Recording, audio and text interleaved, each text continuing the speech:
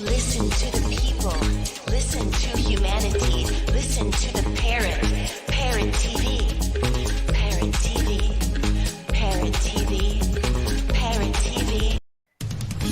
Hi, I am Dustin Pickering from Parrot Literary Corner. You know me, your noble and honest host, and I've got exciting news for you. Last anthology, Series 1, The Literary Parrot, did such a great job. We wanted to continue to provide this community service to our viewers and to our contributors to the program. So please get up and get a copy immediately. You know, if you're in this book, you want to get a copy. If you're not in the book, you want to get a copy and see what we're doing. You want to be excited with us. We want you on this program, and we hope to see you sometime soon on The Literary Parrot. You have to get your hands on this copy. It's amazing. It's an absolutely beautiful anthology meant just for you. Our past guests have been invited back to contribute yet again to this Series 2. We do this quarterly anthology. We will be doing this after our 200 episode milestone. As of this last quarter, we reached 200 episodes, and past that, get up and get a copy immediately. This is the only TV show on earth for creative writers, and our guests are amazing. They're also community activists building from the ground up this program.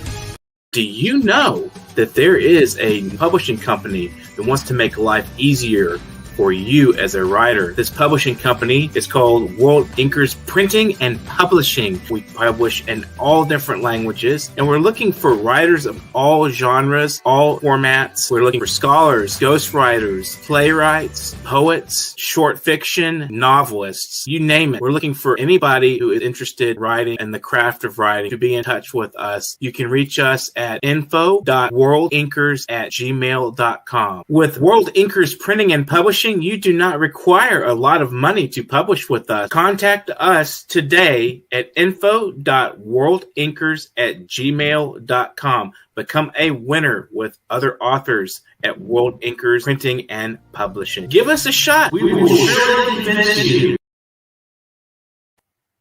Hello, welcome to World Inkers Network. I'm Dustin Pickering, your noble and honest host. We have episode 259 today, and today we have Thasia Ann Lunger, who is the producer, director, and participant in Women of Word, featuring a few man-made words, or WOW. Until the pandemic, WOW made Edinburgh University of Pennsylvania campus its home. WOW has a troupe of poets reading individual poetry woven into powerful conversations. With 2021 being the 10th year, the production moved to the Raymond Blasio Library and the Hurt Auditorium, which will now be a home base for the production. Thasia has been published widely. Some publications include Picture This Anthology, Wordstock, and Delirious, a celebration of Prince, as well as several Alien Buddha Press anthologies and Rust Belt Review #1. Her most recent poetry books, available on Amazon through Alien Buddha Press, are The Past is Calling, Broken Branches, and Photography, and Subtle Shed of Bruise, and Still Standing. Photography was an ekphrastic opportunity created in collaboration with her photographer son and grandson. Pam's Jacket, a fun adventure, was published by Guerrilla Genesis Press.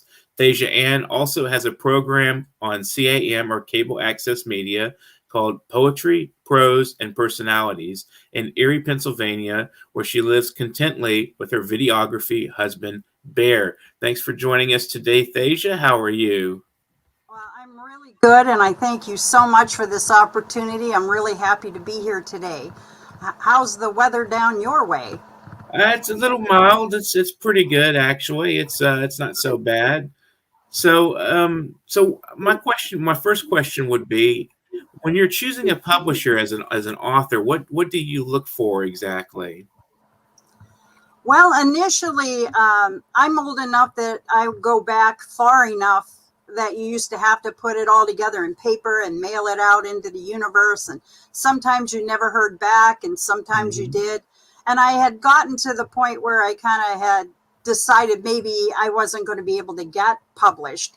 And then fast forward many years, I met Matt Borzon, and he was already strongly being published with Alien Buddha Press. So he felt that I should write to Red and tell him what I do and see what happened. And the rest is history. Red and I have a pretty good relationship, and that's why I have several books through them. So do you also do blurbs for other people's books as well?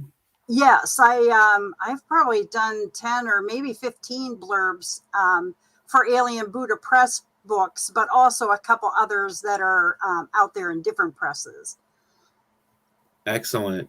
So that's wonderful. It's kind of it's an honor when someone asks you to do their book, the blurb for their book for you, for them. It's really fascinating how that process works of putting a book into production. So what is your own process like when you're writing, when you're putting together a manuscript? Well, my first couple poetry books were about domestic violence, which is something from my past. And I'm also a social worker, and I've done a lot of extensive work with women who have survived or become thrivers of domestic violence. And so the first couple books were about that. That was harder to find a home for because people are like, who wants to read negative poetry? But the reason I do it and how it works well is that it helps women understand they're not alone, that they're not the only ones that this happened to. And so I just kind of drew from what had happened to me to write those books. And generally, it's just whatever happens to me or around me ends up in a poem. Interesting. So what role do you think poetry and the arts have in social activism? Well, for me personally, I feel that poetry saved my life because I had so much stuff, garbage inside from what happened to me. And I liken it to taking out your weekly trash. I write the poems and I get that garbage out of me and become lighter and happier and do much better.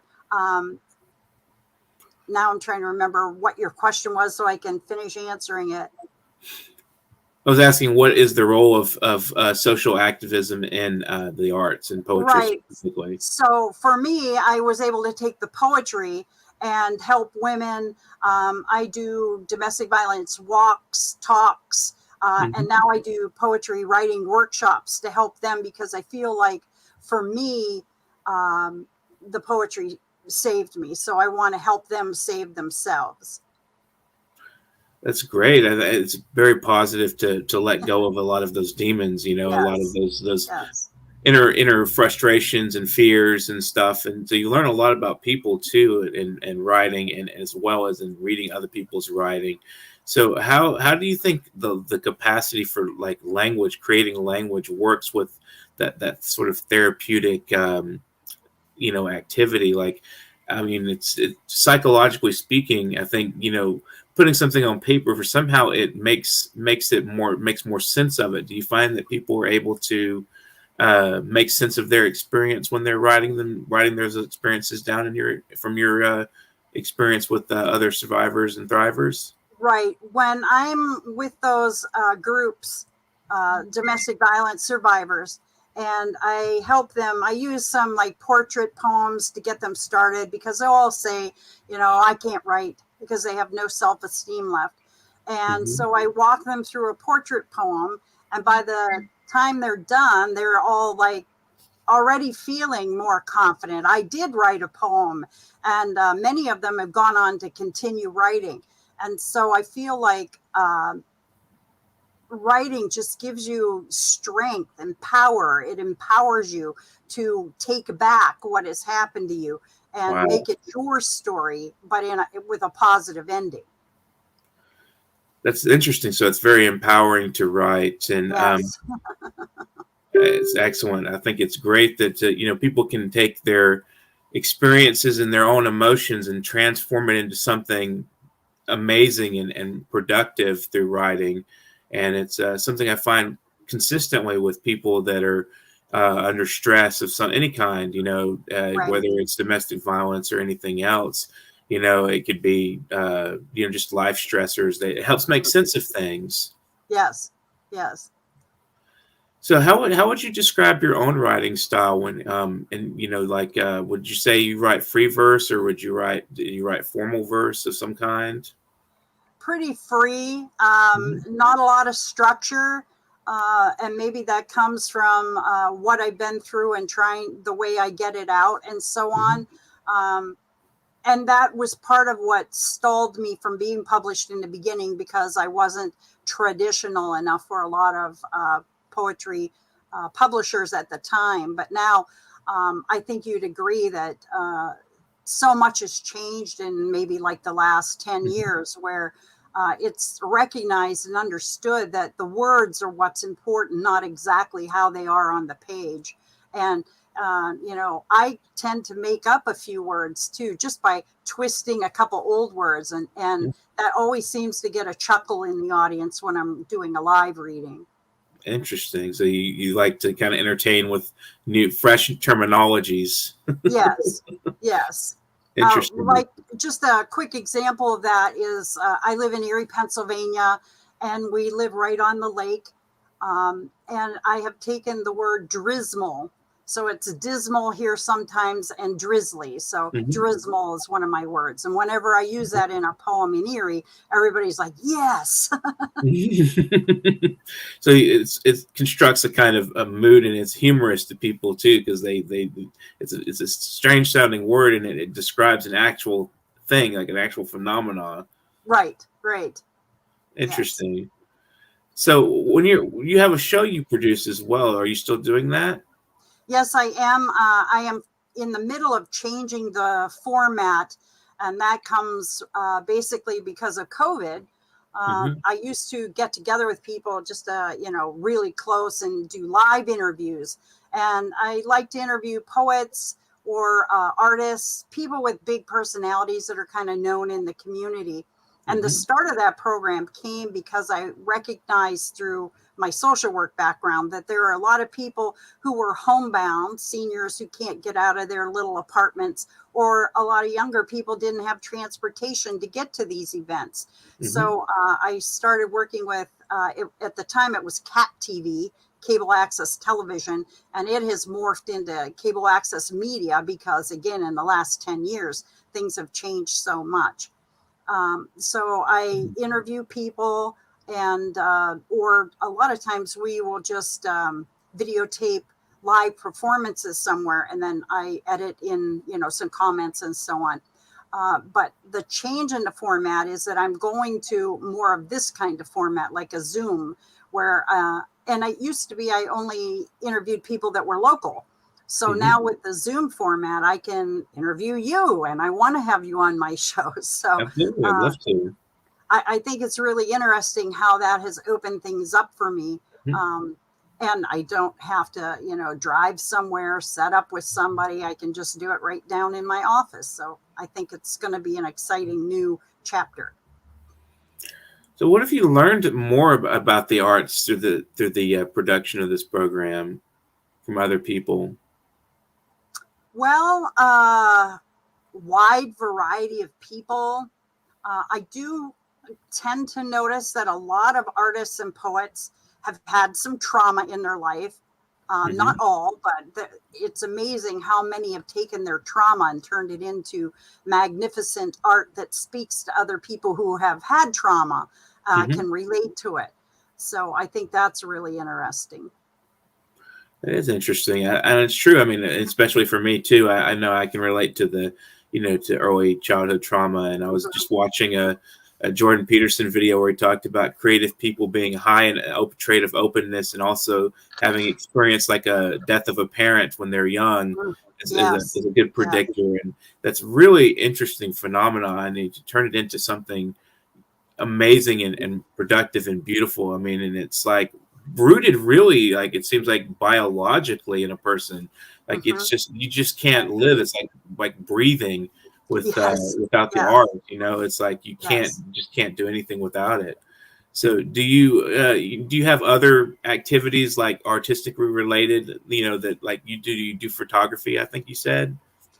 Um, somewhat. Like if I see something I have to document, then I do the photos myself. My husband's a better photographer and videographer, but I also, in high school, I was a commercial artist.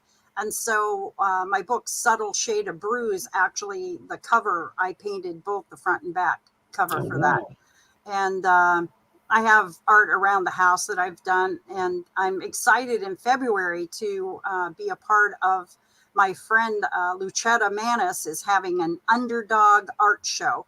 And it's for artists who have never been invited into other galleries. And I thought that was a neat idea, you know, good artists, but they've just never been able to have a show.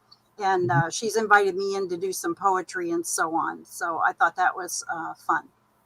That sounds interesting. And I like that when they are able to open up avenues for people that are lesser heard or lesser seen. Right.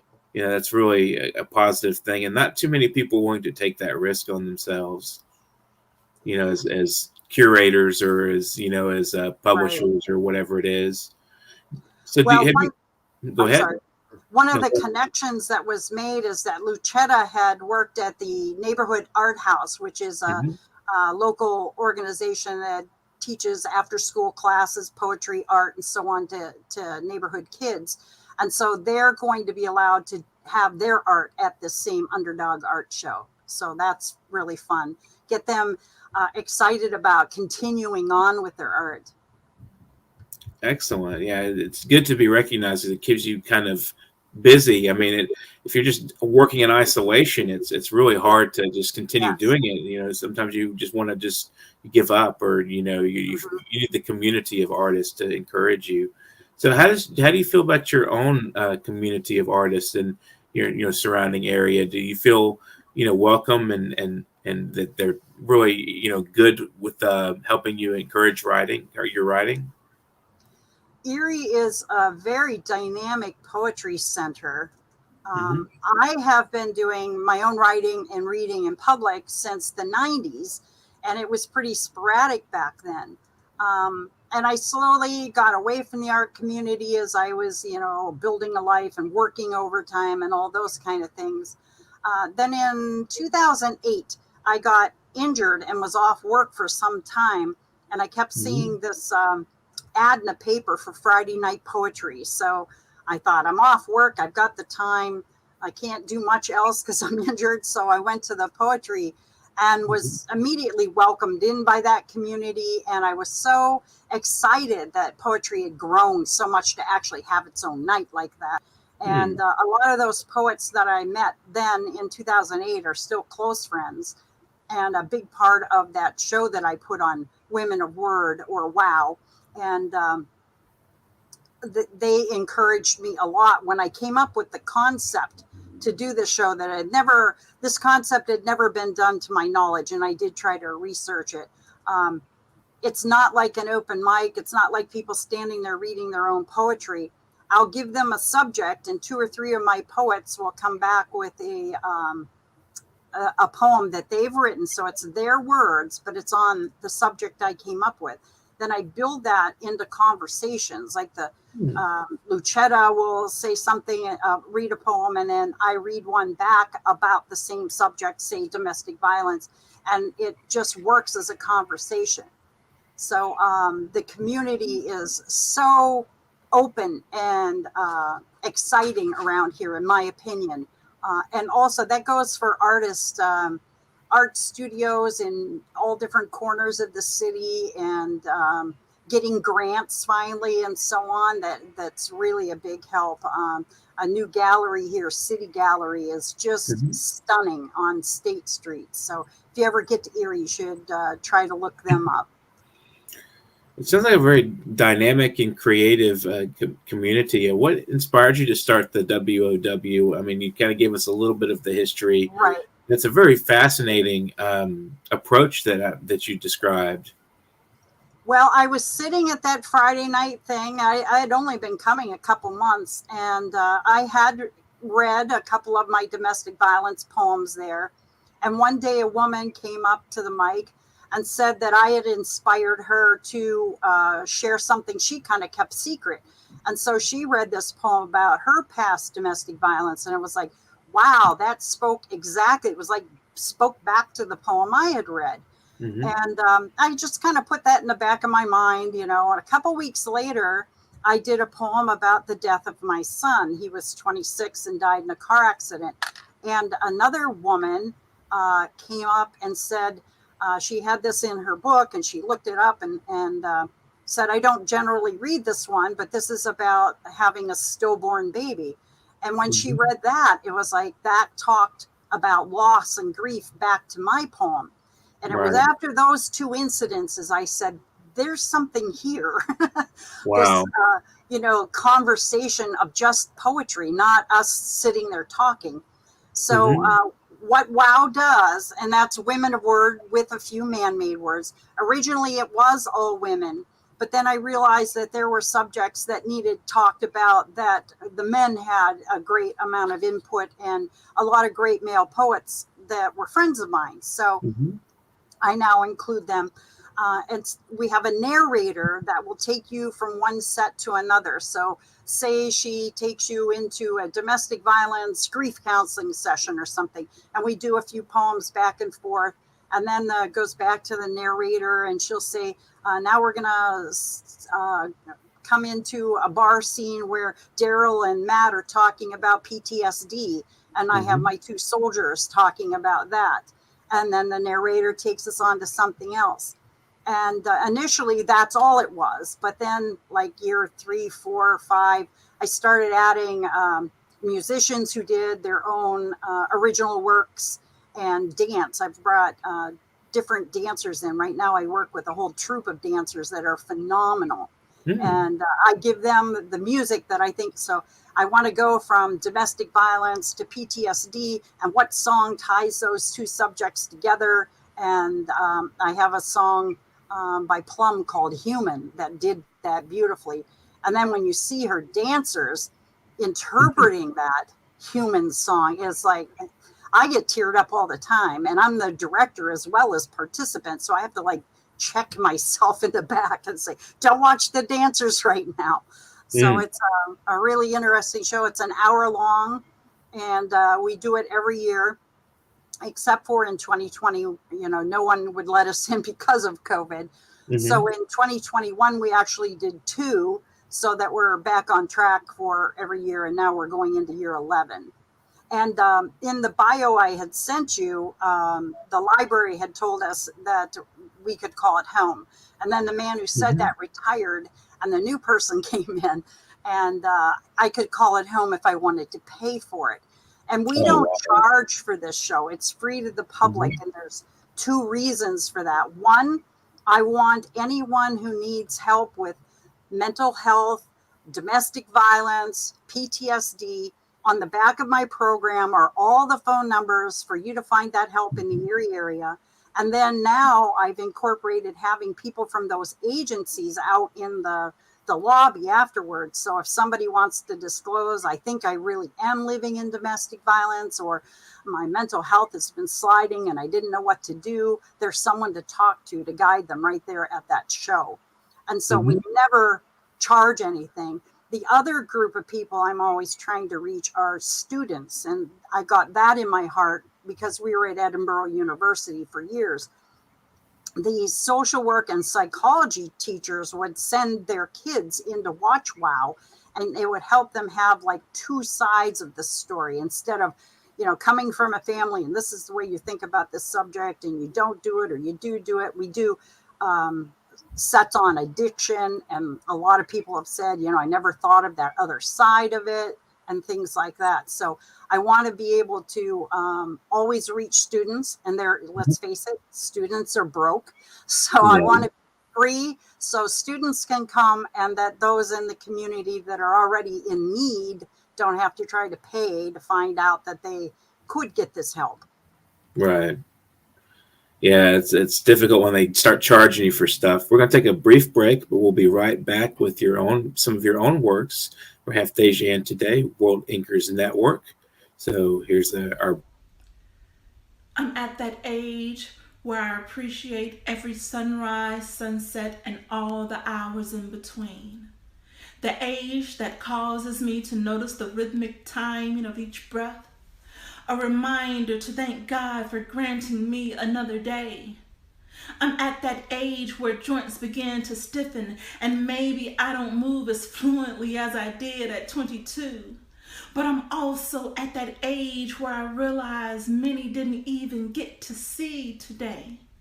So I pray on bent and aching knee, thank you, God, for blessing me. I'm at that age where I notice my kids making some of the same mistakes that I did. And I remind myself that although never easy, I made it through, and so will they. I'm at that age where I understand that money never buys true happiness. But I'm also at that age where I understand it definitely does help to have a bit. I'm at that age where six-pack abs still attract. But I'm also at that age where the behavior of a true gentleman will stop me in my tracks. I'm at that age where I know what it means to be a woman, along with how to treat my man. Beginning with listening as he explains what he needs from me. You see, there may be many similarities, but all men are not the same. I'm at that age where I realize good things don't come to those who wait. They go to those who educate, plan, sacrifice, work, and repeat over and over and over again. I'm at that age where I appreciate spending time with family, whether we're on good terms or not. Because I'm at that age where I'm losing so many people that I care about. I'm at that age where I'm bearing down on that age where there are more chapters of my life in past instead of future tense. But I'm at that age where I refuse to give up. I continue to climb, to create, to improve, love, and share, bearing my soul to the universe while honoring my ancestors, my God, and myself, while becoming the best version of me possible, because I'm at that age.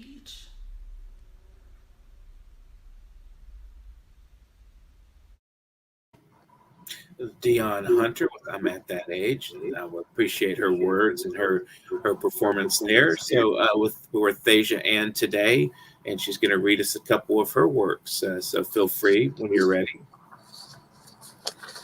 Okay, we have been suffering some very, very cold weather up here, so I have a couple new pieces that I will do about the weather, if that's okay. This Sounds one's good. called Sub-Zero. Brittle, brutal temperatures crept in like danger in the deep darkness while we slept and dreamt of the sun. Mm-hmm. Our summers are so sweet. Warmth soothes and seems sacred.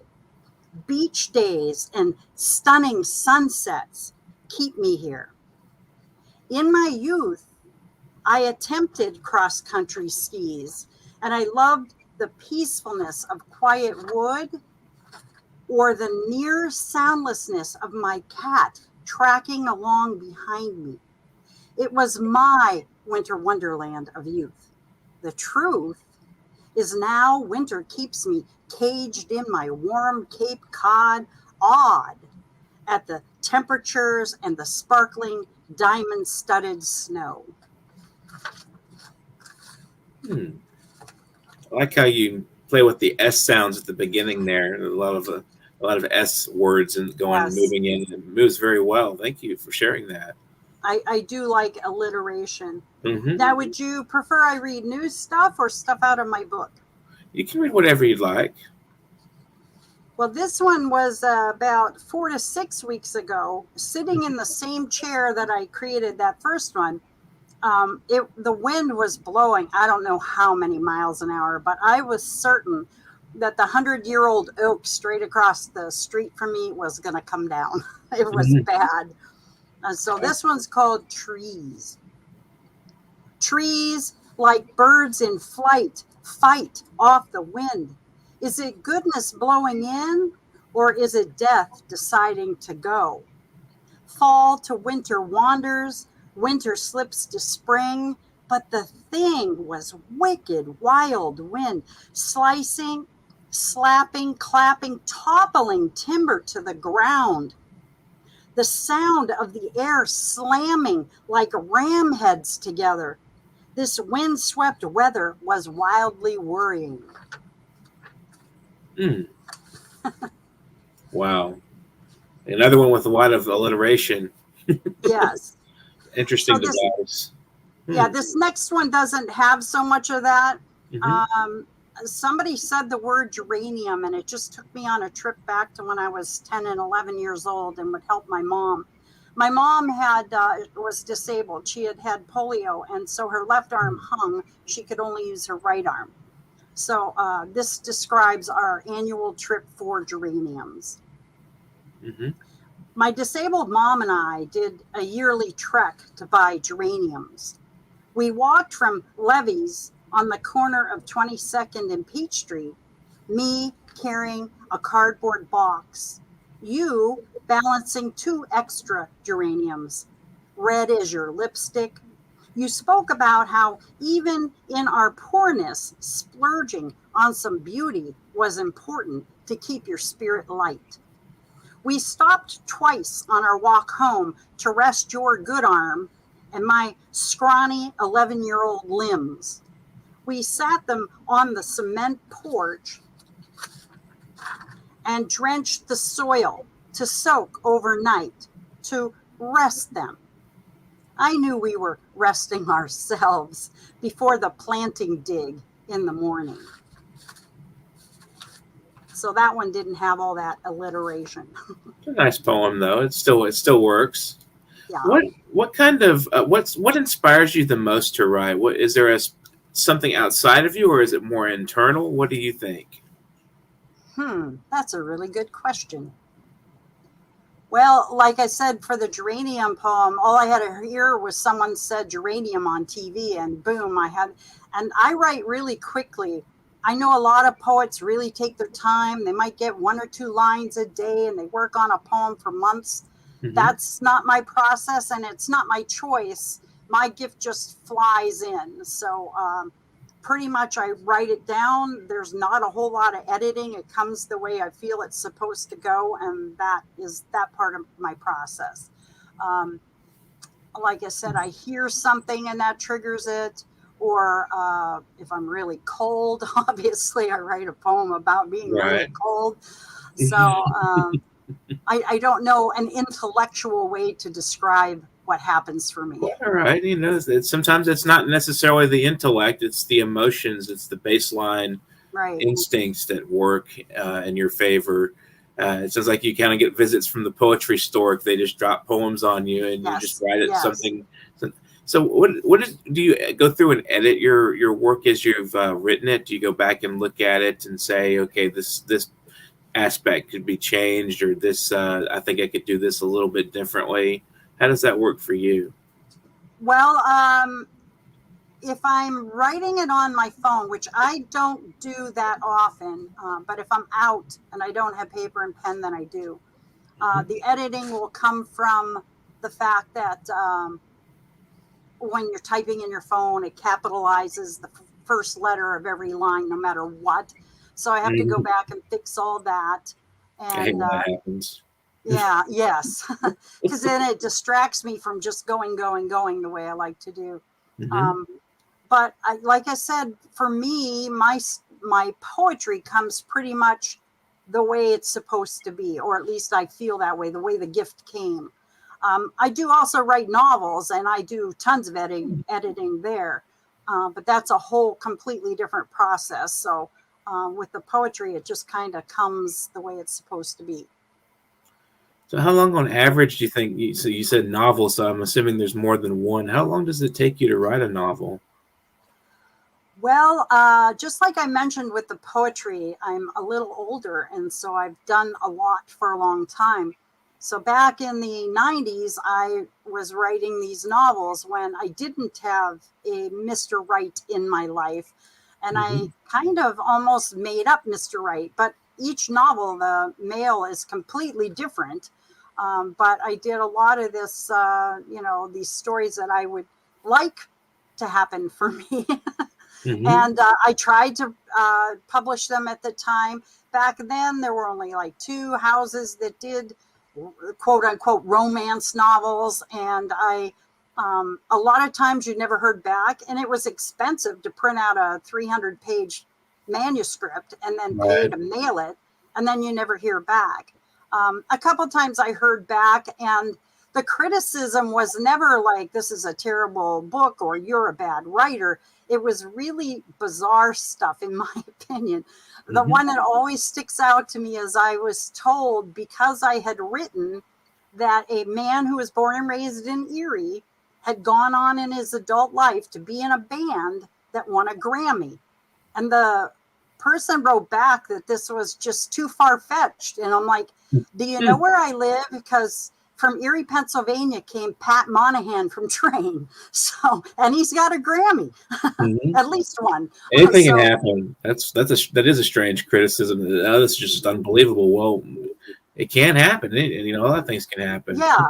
And I realized that was a ways back, but it still could have happened and did happen. And she never said my writing was bad or my characters weren't strong. I thought that was so weird that was her complaint. But anyway, now that I was published in poetry and I had this relationship with Red from Alien Buddha Press, I wrote him and I said, would you ever consider doing a romance novel or a novel? And he said, well, I know you're writing, so let me take a look at one. And now he has published 2 of them. So I have Checkmates and Horse Sense.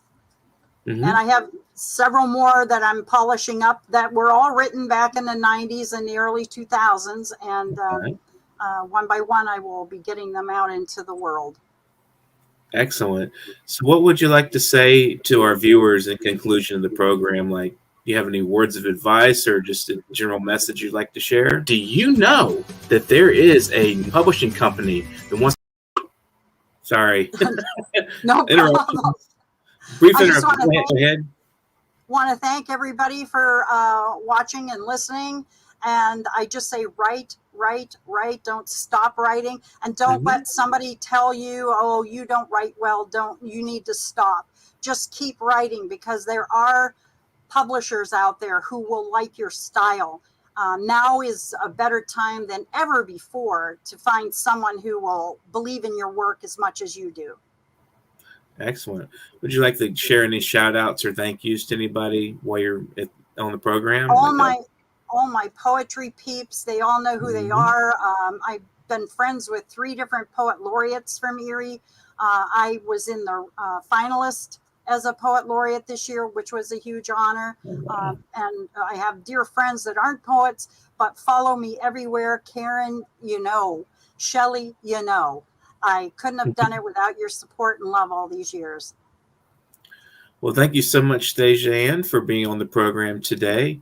Go back and watch that. It was a fun program, and a lot of the talk about the artist therapy and putting on events and a various association of encouragement words for writers that are out there. If you're out there writing right now and you're finding a hard time, it's a lot easier now, as Thasia said, to get published than it was before. You don't have to mail out your entire 300-page manuscript and wait, indefinitely for a response.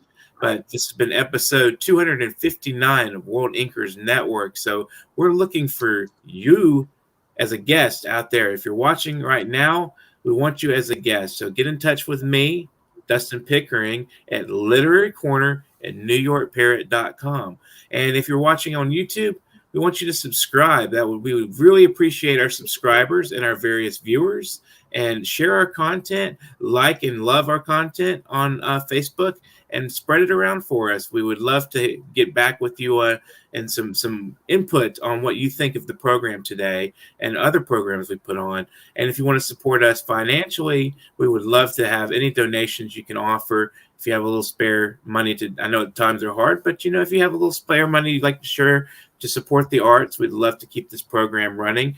PayPal.me/NYParrot. That's right there on that banner. And again, if you'd like to be in touch to be a guest, in the bio, a paragraph bio, a headshot, and a couple of your sample works, and let me know a little bit about yourself so we can talk a little bit in depth about your artistic endeavors, and send that to literarycorner@newyorkparrot.com. So this has been episode 259. Go back and watch it again. Have some fun. Enjoy the conversation and participate in it, and on YouTube, and just leave comments on Facebook, whatever you do. Just get to writing. Have a great afternoon, guys. World Inkers Network.